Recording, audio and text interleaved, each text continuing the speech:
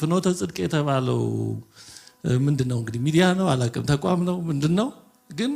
ብዙ ሰዎች ላይ ፈተና ያመጣ ነው ይሄን መርሳት የለብንም እኔ ይሄ ቻሌንጅ ይሄ ፈታኝነት መቼ ነው የሚያቆመው ነው እና ፍኖተ ጽድቅ አሁን ወደፊት ተስፋ ሆኖ ነው የሚቀጥለው ወይስ ስጋት ነው ለሰዎች ለብዙ ሰዎች ስጋት ጭንቀት ኮንሰርን ጉዳይ ሆኖ ነው የሚቀጥለው ወይስ ሰው ልብ ርፍ ብሎ አምኖ የሚሰማው ነው መቼም ለህዝባችን ስጋት ጭንቀት የሚያንሰው አይመስልኝም በቂ ያለ ፍኖተ ጽድቅ ተጨማሪ ስጋት ነው ወይ አሁን የሚሆነው የሚጠራጠሩ የሚጨነቁ ብዙ ሰዎች አሉ ብዙ ሰው ፍኖተ ጽድቅ ሲባል ውዝግብ ምንድነው ያለየለት ነው ኦርቶዶክሳዊ ነው አይደለም የሚል ብዙ ውዝግብ አለ ይሄ ይጠራል ወይ ነው አሁን ወንድማችን ጸጋዬ በጣም ብዙ ነገር ታደርጋለህ ግን ይሄ አንዲትን ነፍስ ከማግኘት ከማጣት ጋር የሚነጻጸር አይመስልኝም ምንም የክርስቶስ የሞተለትን ምንም አይነት ሚሊየን ቢሊየን ቢሰጠው ዋጋ ሚዛኑ እንደማይሆን ይታወቃል ይቅርታ ቁጭ በል አቆምኩ በጣም ይቅርታ እና የፍኖተ ጽድቅ ጉዳይ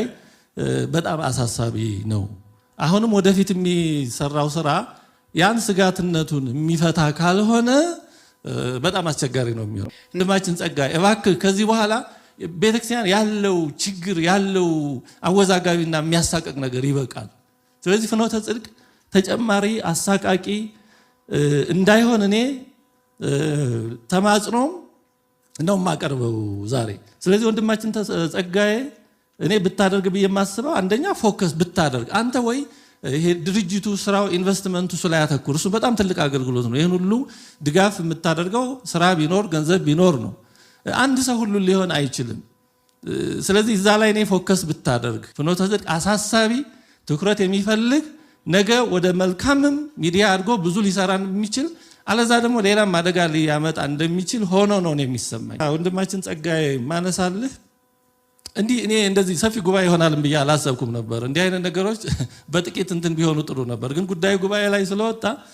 መልካም ድርጊቶች ኦፍሴት አይደራረጉም አንዳንዴ ለገዳማት ለአገረ ስብከቶች ይሄ በጣም ስቱመች የምታርገው ጥሩ ነው ግን ይሄ በሚዲያ የሚተላለፈው ትምህርት ዝማሬ ያ እዛ ውስጥ ያለው ነገር ኦርቶዶክሳዊ የመሆን ችግር ካለበት ያ መልካም ስራው ያን አያጠፋፋውም ፍራክሽን አይደለም ሂሳብ አይደለም መንፈሳዊ አገልግሎት ስለዚህ አንዳንዴ ብዙ ችግር ራሳችንን እንዳናይ የሚያደርጉ ነገሮች በተለይ ትንሽ ሳንቲም ሀብት ሲኖር ሀብቱ ይሰጣል ገንዘቡ አመስጋኝ ደግሞ አይጠፋም ስለዚህ እነዛ የሚያመሰግኑን ሰዎች ራሳችንን እንዳናይ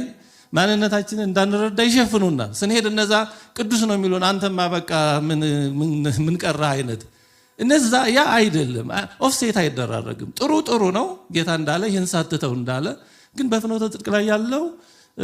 ከተኛ አገልግሎት ነው ያስኩት ብለ የምታምን ከሆነ እነ መጋቢ ሃይማኖት የሰበኩት ነገረ ክርስቶስ ትምህርት ለምን አልተለቀቀም ሌሎች መምህራን ስለ ድንግል ማርያም ምልጃ የሰበኩት ለምን በሚዲያቸው አልለቀቃችሁትም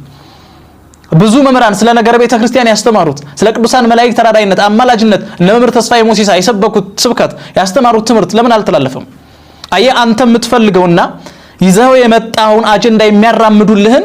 መምህራን እንዲሁም ደግሞ አጀንዳውን የሚገልጥልህን ስብከት ብቻ ነው እየመረጥክ የምትለቅ ያለው ይሄ ደግሞ የሚያስኬድና የሚያዋጣ አይደለም ከዚህ በላይ ቤተክርስቲያንን ማወክ የለብህም ከዚህ በላይ ምእመናንን ማደናገር የለብህም ኦርቶዶክሳውያን ፍኖተ ጽድቅ እስከመቼ ነው አጀንዳ ሆኖ የሚቆየው ፍኖተ ጽድቅ ኦርቶዶክሳዊ ሳይሆን የመናፍቃንን አጀንዳ ይዞ የመጣ ቤተክርስቲያንን ለማወክ ምእመናንን ለማደናገር የመጣ ማህበር ነውና ለጊዜያዊ ብቻ ሳይሆን እስከ ዘላለም ሊታገድ ይገባዋል የምትሉ ኦርቶዶክሳውያን ይህንን ቪዲዮ ሼር አድርጉ ሪፖስት አድርጉ ኮፒ ሊንክ አድርጉ ፍኖተ ጽድቅና የሌሊት ወፍ አንድ አይነት ባህሪ ነው ያላቸው የሌሊት ወፍ አይጥናት ስንል እንደ ወፍ ክንፍ አላት ወፍናት ስንል ደግሞ እንደ አይጥ መርዝ የሆነ ጥርስ አላት ፍኖተ ጽድቅ እንዲህ ነው እንደ ወፍ ክንፍ አለው ኦርቶዶክስ ነኝ ይላል አንድም ግን የኦርቶዶክስ ምግባር የለውም ኦርቶዶክስ ነኝ ይላል በሚለቃቸው ዝማሬዎች በሚያከናውናቸው መርሃ ግብሮች አንድ ቀን የድንግል ማርያምን ስም ሲጠራ አይተን አናውቅም። የቅዱሳን ምልጃ በአውደ ምሕረታቸው ሲሰበክ፣ የቅዱሳን ሰማዕታት የቅዱሳን ጻድቃን አማላጅነታቸው ተራዳይነታቸው ሲሰበክ አይተን አስተውለን አናውቅም። እውነት ወንድማችን ጸጋዬ ወይንም ፍኖተ ጽድቅ ቅድስት ኦርቶዶክስ ቤተክርስቲያንን በእውነት ማገልገል የምታስብ ከሆነ ምእመናንን እያሳዘንክ፣ አባቶችን እያሳዘንክ፣ ወንድሞችን እያሳዘንክ እግዚአብሔርን ማገልገል አይቻልም። እናቶች፣ አባቶች ሁላችን አልቅሰናል። እየሄድክበት ያለው መንገድ ልክ አይደለም። እየሆነ ያለው ነገር ልክ አይደለም። ከዚህ በፊት 3-4 ጊዜ በአባቶች ተመክራል። ኦርቶዶክስ ነኝ በማለት አባቶችን በገንዘብ በመግዛት ወንድሞችን በገንዘብ በመግዛት ስለ ማህበሩ እንዲመሰከር በማድረግ ክርስትና የለም። ይበቃል። ኦርቶዶክስ ነኝ ትላለህ፣ ነገር ግን ደግሞ እንደ አይጥ ቤተክርስቲያኗን እየሸረሸርክ ቤተክርስቲያኗን ውስጡን እየገዘገስክ ምእመናንን ከቤተ መቅደሱ ለማፈናቀል ወደ አዳራሽ ለመውሰድ ምእመናንን ጥቂት ገንዘብ በማሳየት በጥቂት ጥቅማ ጥቅም በመደለል በህይወት ከሚያገኙበት ቤተ መቅደስ በማስወጣት ወደ አዳራሽ እየወሰድክ አባቶችን ማሳዘን ይበቃል። እናቶችን ማሳዘን ይበቃል። ወንድሞችን ማሳዘን ይበቃል። ቤተክርስቲያንን የምትወድ ቤተክርስቲያንን የምታከብር ከሆነ ለተወሰነ ጊዜ የምትሄድበትን መንገድ ተወው። የምትሄድበትን መንገድ አቁምና በጾም በጸሎት ተወስነህ እግዚአብሔር አምላክን ጠይቅ። ከአባቶች ጋር በንስሐ ተገናኝ።